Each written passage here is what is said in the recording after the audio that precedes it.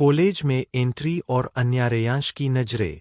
जैसे ही सिया, अब हैप्पी के रूप में, कॉलेज के गेट से अंदर घुसी, पूरे कैंपस का माहौल बदल गया। उसकी ढीली हुडी, उसकी पंजाबी मुस्कान, उसकी बेफिक्रीज़्ब को आकर्षित कर रही थी। कुछ लड़कियों ने उसे देखकर आपस में फुसफुसाना शुरू कर दिया, यह नया लड़का कौन है? कितना क्यूट है। पर सिया को इन बातों से कोई मतलब नहीं था, वह तो अपनी पहचान छिपाने के लिए यहाँ आई थी और कुछ नहीं। पर दूर, एक पेड़ के पीछे, अन्या और रेयांश खड़े थे, उनकी नजरें हैप्पी पर शिकारी की तरह टिकी थीं। अन्या ने रेयांश के कान में फुसफुसाया, आज इस पंजाबी लड़के का पहला दिन है और हम इसे यादगार बनाएंगे। मैंने अपनी कुछ लड़कियों को सेट कर दिया है, वे इसे एक ट्रैप में फंसाएंगी। रेयांश ने शरारत से मुस्कुराते हुए कहा। क्या ट्रैप? अन्या ने जवाब दिया, कॉलेज की हॉटेस्ट लड़की को किस करने की चुनौती।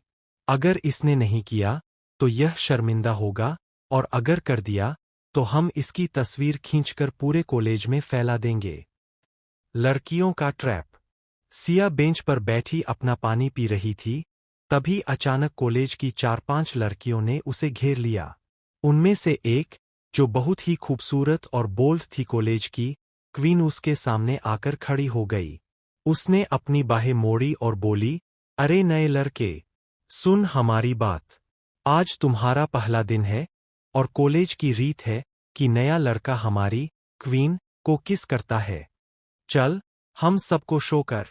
बाकी लड़कियां चीखने चिल्लाने लगीं, चल, किस कर, हम सब देख रहे हैं। बहादुर बन। सिया का दिल धड़कने लगा, यह क्या हो रहा है? मैं तो लड़की हूं, मैं किसी को कैसे किस करूं? और अगर मैंने किस करने से मना किया तो मेरा हैप्पी वाला कूल इमेज खत्म हो जाएगा और लोग मुझ पर शक करने लगेंगे। वह घबरा गई, उसकी नजरें इधर-उधर भाग रही थीं, और तभी उसने दूर अन्या और रेयांश को छिपकर देखा। वह समझ गई, यह सब इन दोनों की करतूत है। उसने सोचा, अब इन्हीं का मुंह चूर करना है। सिया की ट्रिक। उस खूबसूरत लड़की क्वीन अपने होठों को सहलाते हुए सिया के करीब आई। क्या हुआ? डर गया? या पहली बार किसी को किस करने वाला है? सिया ने एक गहरी सांस ली और अपनी पंजाबी शैली में मुस्कुराते हुए कहा, अरे कुड़िए, डरना क्या? मैं तो पंजाबी हूं। किस करना तो मेरे लिए नाश्ता है। बस, पहले मुझे अपनी ठीक से तैयारी करने दो। उसने अपनी हुडी ठीक करने का नाटक किया और एक कदम पीछे गई, मानो वह ड्रामेटिक मूड बना रही हो। सभी लड़कियां उत्सुकता से उसे देख रही थीं और अन्य रेयांश कैमरा लिए पीछे खड़े थे। सिया ने अचानक उस क्वीन लड़की का हाथ पकड़ा और ऐसे घुमाया जैसे वह उसे किस करने वाली है। पर उसी समय उसने अपना पैर रेयांश की तरफ बढ़ाया और जोर से एक पेड़ की शाखा को हिलाया, जिससे शोर हुआ और रेयांश का ध्यान भटका। रेयांश आगे बढ़ा, यह सोचकर कि वह हैप्पी को कैद करेगा, पर सिया ने फुर्ती से किनारे हटकर अपना हाथ रेयांश की पीठ पर रखा और उसे आगे की तरफ धकेल दिया। रेयांश संतुलन खोकर सीधे उस हॉट लड़की की तरफ गिरा और उसके होंठ उस लड़की के होठों से टकरा गए। कॉलेज का पूरा कैंपस पिनड्रॉप सन्नाटे में आ गया। लड़कियां चीखने लगीं, अरे, और रेयांश की आंखें फैल गईं। वह उस लड़की के होठों को छू रहा था और उसे अपनी आंखों पर यकीन नहीं हो रहा था। उसने झटके से अपना मुंह पीछे खींचा और अपने होठों को पोंछने लगा, भाई, यह क्या? तुम। वह लड़की शर्म से लाल हो गई और उसने रेयांश को एक जोरदार थप्पड़ मारा। बदमाश, कहाँ से आ गया? रेयांश चीखा, मेरी गलती नहीं है, वह हैप्पी ने मुझे धकेला। रेयांश की बेइज्जती। सिया, हैप्पी, दूर खड़ी होकर हंस रही थी।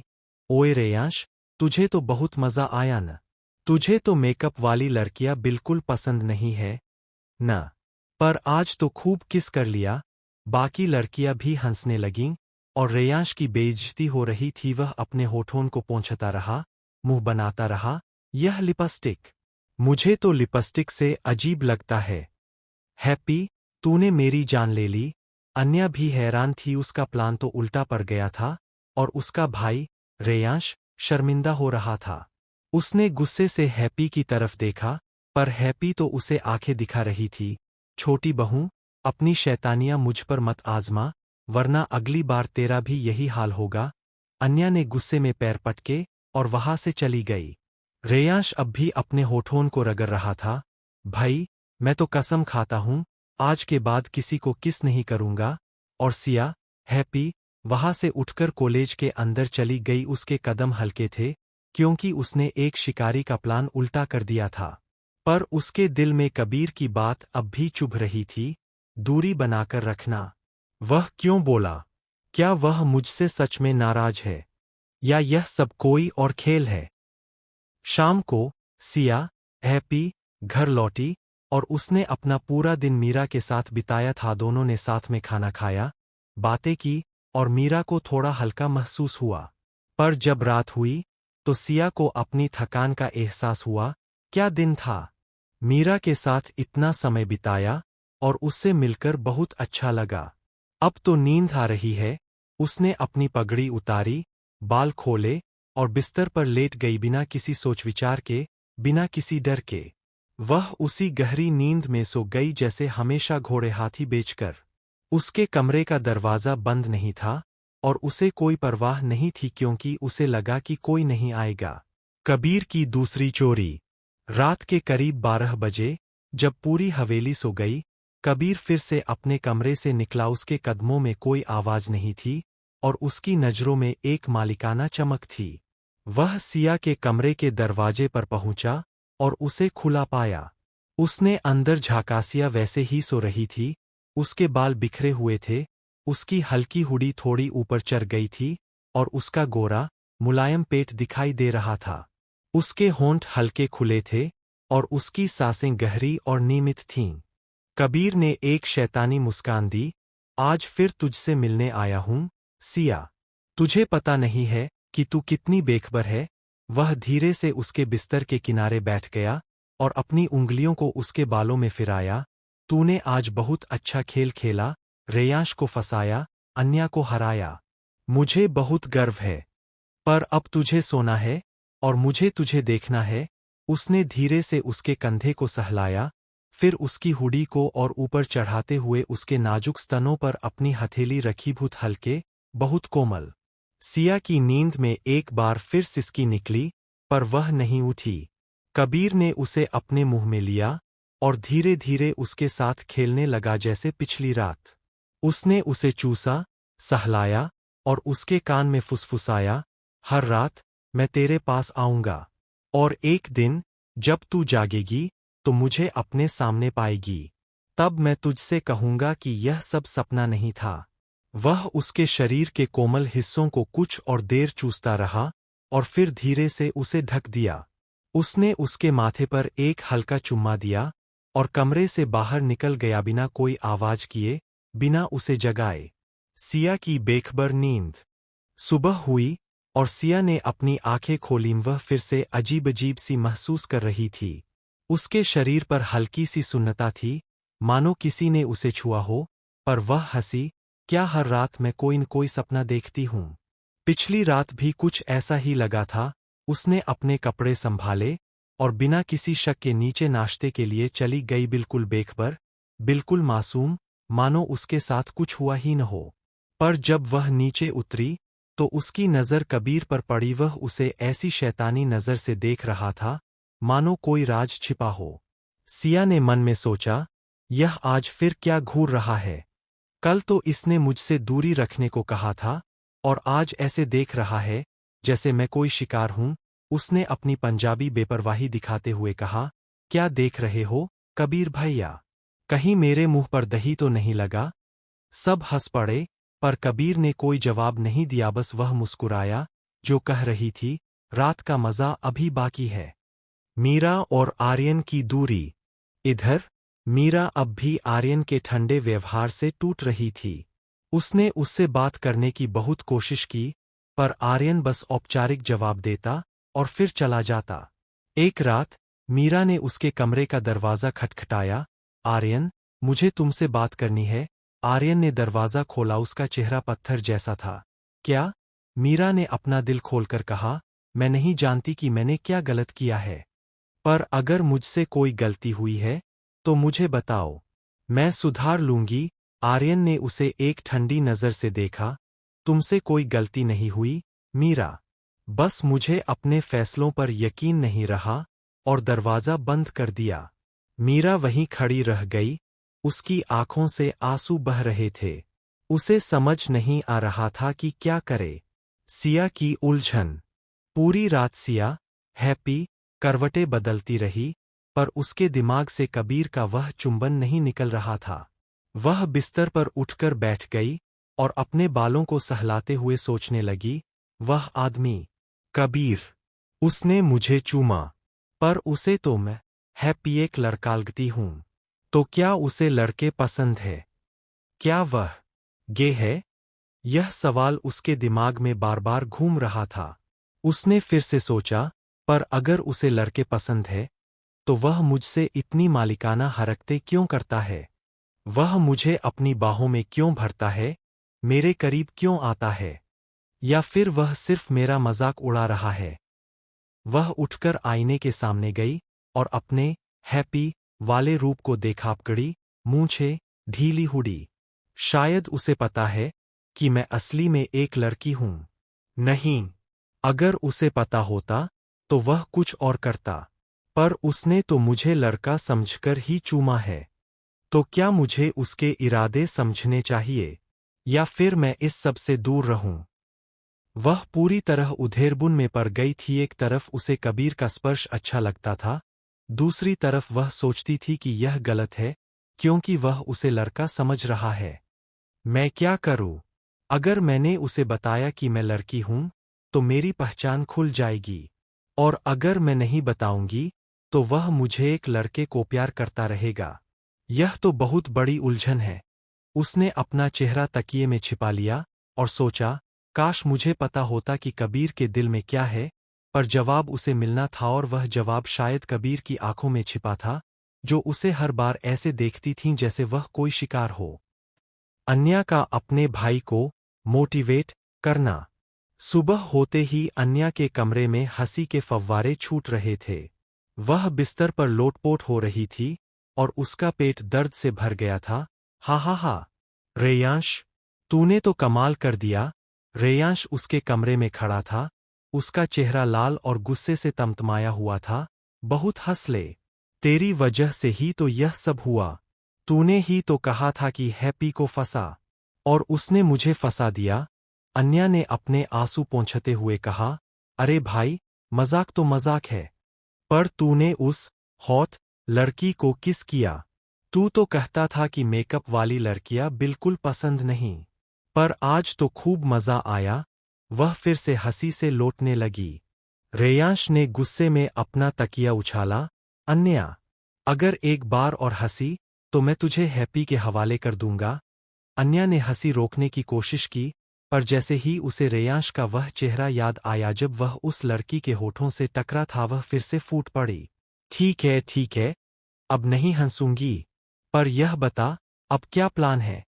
रेयांश ने अपनी मुट्ठी भींची। प्लान यह है कि हैप्पी को आज ऐसा सबक सिखाऊंगा कि वह जीवन भर याद रखे। अन्या ने मुस्कुराते हुए कहा, अच्छा, तो मेरी तरफ से फुल सपोर्ट है। पर एक बात बताऊं, जो बेइज्जती हम हैप्पी की करना चाहते थे, वो बेइज्जती तूने खुद झेल ली।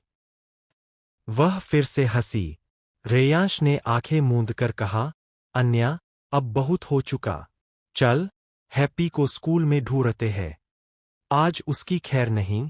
और दोनों वहां से निकल पड़े। अन्या के चेहरे पर हंसी और रेयांश के चेहरे पर बदले की आग। कॉलेज में नई शरारत। जब हैप्पी, सिया, कॉलेज पहुंची, तो उसका पहला दिन था, पर उसका नाम पूरे कैंपस में फैल चुका था। वह नया पंजाबी लड़का, जिसने रेयांश को चूमने पर मजबूर कर दिया। कुछ लड़कियां उसके पीछे फुसफुसा रही थीं, पर सिया को इससे कोई फर्क नहीं पड़ा। वह तो कबीर की उलझन में थी। अचानक उसके पीछे एक हाथ ने उसका कंधा पकड़ा। वह घबराकर मुड़ी, तो सामने अन्या और रेयांश खड़े थे।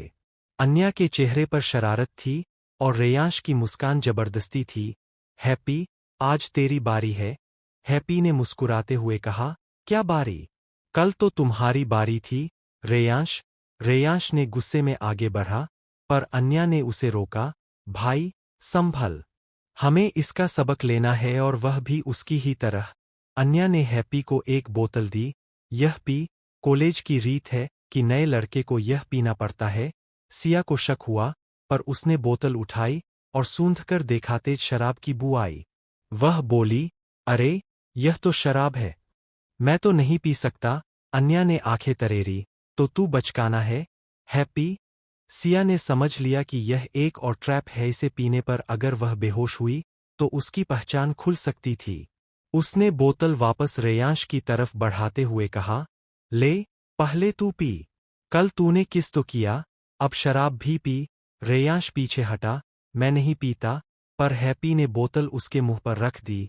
चल, बहादुर बन।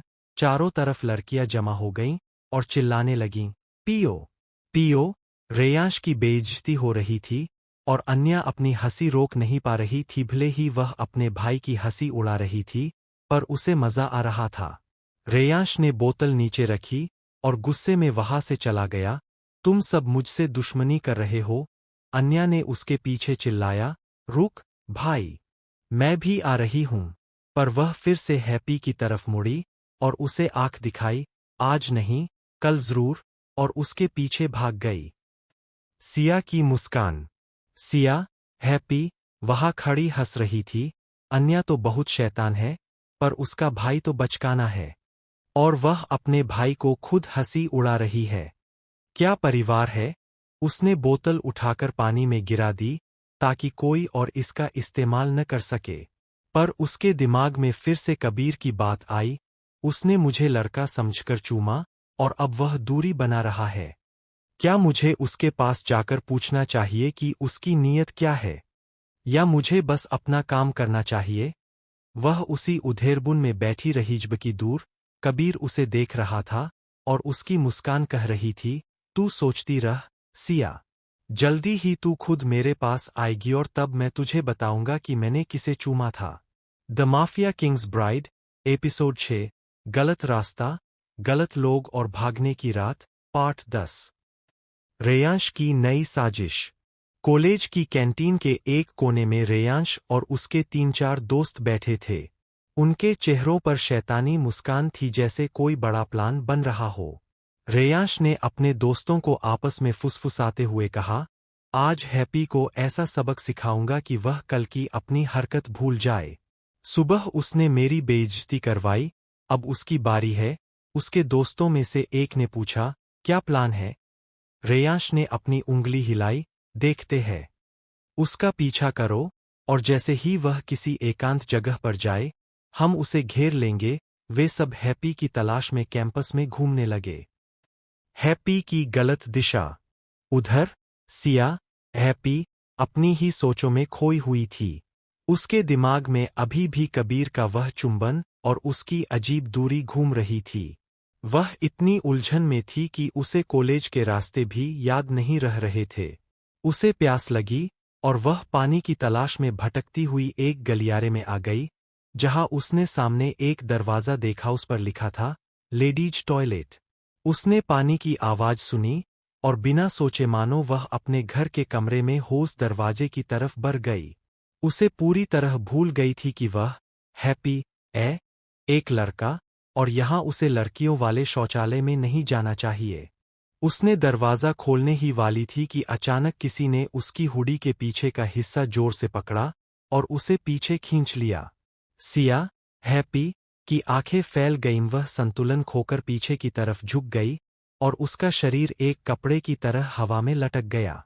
सामने रेयांश खड़ा था, उसके चेहरे पर शैतानी मुस्कान थी। ओए पिधी के, कहा जा रहा है? उसने हैप्पी को ऐसे पकड़ा था जैसे कोई चूहा पकड़ता है, और वह उसी हवा में झूल रही थी। उसके पैर जमीन से कुछ इंच ऊपर थे। हैप्पी, सिया का चेहरा लाल हो गया और उसने चीखने की कोशिश की, रेयांश, मुझे नीचे उतार। पर रेयांश ने उसे और ऊपर उठाते हुए कहा, यह लेडीज टॉयलेट है, बेवकूफ। लड़कियों से मार खानी है क्या? उसके दोस्त पीछे खड़े हंस रहे थे। रेयांश ने उसे हवा में ही झुलाते हुए कहा, तू खाता पीता क्या है? इतना हल्का फुल्का क्यों है? तेरा वजन तो मेरे बैग के बराबर भी नहीं है। उसने हैप्पी का वजन ऐसे चेक किया जैसे कोई सब्जी तौल रहा हो। बॉयज टॉयलेट का खतरा। फिर रेयांश ने हैप्पी को धड़ाम से नीचे रखा और उसके कंधे पर अपना हाथ रखकर उसे जोर से पकड़ लिया। चल, अब तुझे सही जगह ले चलता हूं, और वह उसे खींचता हुआ सीधा लड़कों वाले शौचालय की तरफ ले गया। सिया का दिल घबराहट से धड़कने लगा। नहीं, यहां नहीं। अगर मुझे लड़कों के शौचालय में जाना पड़ा तो मेरी पहचान खुल जाएगी, पर रेयांश का हाथ उसके कंधे पर लोहे की पकड़ था, वह उसे छोड़ नहीं रहा था। उसके दोस्त भी आगे पीछे हो लिए। चल, हैप्पी, तुझे तो आज नया अनुभव लेना चाहिए। सिया, हैप्पी, काँप रही थी, उसके पैरों में जान नहीं थी। वह सोच रही थी, अगर मैं यहां गई तो सब देखेंगे कि मैं लड़की हूं, और अगर मैं वहां नहीं गई तो ये सब मुझ पर और शक करेंगे। वह बॉयज टॉयलेट के दरवाजे पर खड़ी थी और रेयांश ने उसे अंदर धकेल दिया। जा, अब कर ले। सिया ने अपनी आंखें बंद कर लीं और धीरे धीरे अंदर गई। वहां खड़े कुछ और लड़के उसे घूर रहे थे। वह कुछ अजीब लग रहा था, क्योंकि वह अपनी मूंछें और पगड़ी संभाल रहा था और उसकी शक्ल में हिचक साफ झलक रही थी। रेयांश के एक दोस्त ने उसे देखा और हंसते हुए कहा, अरे, इतना क्यों शर्मा रहा है? जैसे तेरा नया है। हम सबके पास तो वही है, बस रंग और साइज में फर्क होता है। सिया के कानों में यह बात पड़ी और उसका चेहरा गर्म हो गया। ये लोग मुझे अपना वो दिखाने के लिए कहेंगे। उसने तुरंत एक बहाना बनाते हुए कहा, मुझे कहीं और जाना है। और बिना किसी को कुछ बताए वह वहां से दौड़ पड़ी जैसे उसकी जान बच रही हो। दौड़ और भाग। सिया की चालें उसने बिना किसी रुकावट के कॉलेज के गेट की तरफ भगाईं। उसके पैर हवा में थे, उसका दिल उसके सीने से बाहर निकलने को था। मैं कहाँ फंस गई थी? अगर वे मुझे ऐसे ही पकड़ लेते तो मेरी पहचान खुल जाती और कबीर को पता चल जाता कि मैं लड़की हूं। नहीं, यह नहीं हो सकता।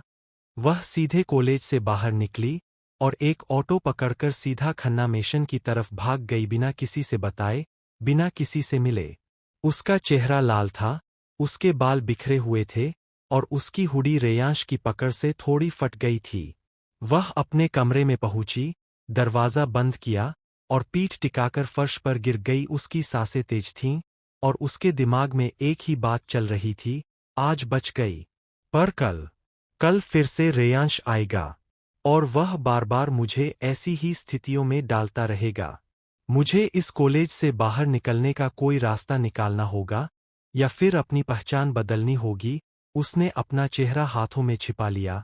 कबीर, अगर वह जानता है कि मैं लड़की हूं तो क्या वह मेरी मदद करेगा? पर अगर नहीं जानता तो वह तो सोचेगा कि मैं लड़के के साथ ऐसी हरकतें कर रही हूं। यह उलझन मुझे पागल कर देगी। हैप्पी की भागती हुई वापसी।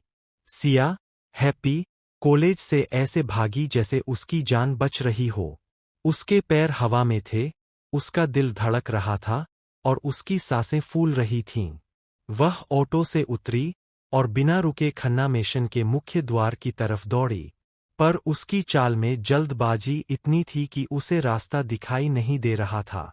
जैसे ही वह हवेली के अंदर घुसी, उसका पैर किसी चीज से लड़खड़ाया, शायद एक पत्थर या सीढ़ी का किनारा, और वह पूरी ताकत से सामने की तरफ गिरी।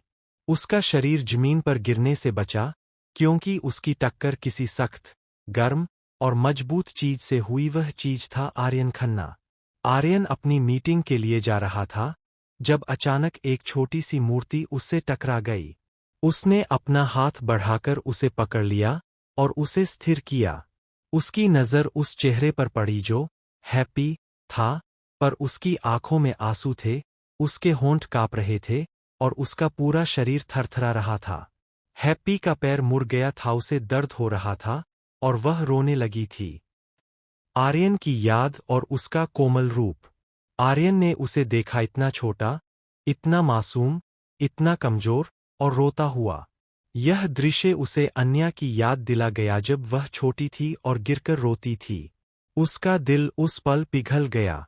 उसे कोई परवाह नहीं थी कि यह हैप्पी कोई और है, उसे यह बस एक बच्चा लगा जिसे देखभाल की जरूरत है। आर्यन ने एक शब्द नहीं बोला। उसने बिना किसी हिचक के, जैसे कोई बड़ा भाई अपनी छोटी बहन को उठाता है, हैप्पी को अपनी बाहों में उठा लिया। उसका शरीर इतना हल्का था कि आर्यन को लगा जैसे उसने कोई पंख उठाया हो।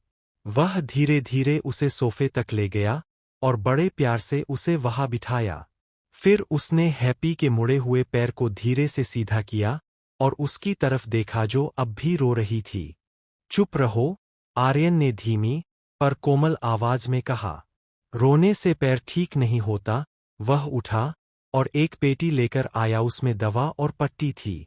उसने हैप्पी के पैर को सहलाते हुए बहुत नाजुकी से उस पर पट्टी बांधी।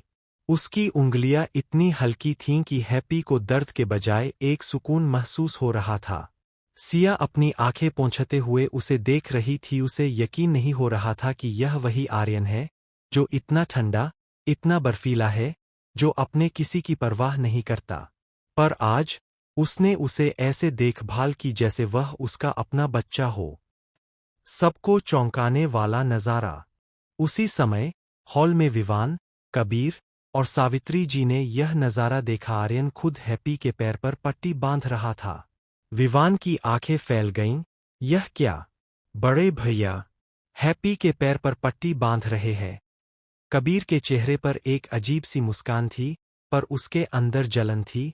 भैया, मैं तो हैप्पी को छू भी नहीं सकता और भैया उसे उठा रहे हैं। सावित्री जी ने हैरानी से कहा, आर्यन, तुम तो किसी को छूते नहीं, और यह हैप्पी, उसे ऐसे संभाल रहे हो? आर्यन ने बिना किसी की तरफ देखे कहा, यह बच्चा है। गिर गया था, रो रहा था, मैंने देखभाल कर दी। बस इतना कहकर वह उठा और हैप्पी को धीरे से देखा। अब दोबारा मत भागना, समझे? और वह बिना किसी की तरफ देखे अपनी मीटिंग के लिए चला गया।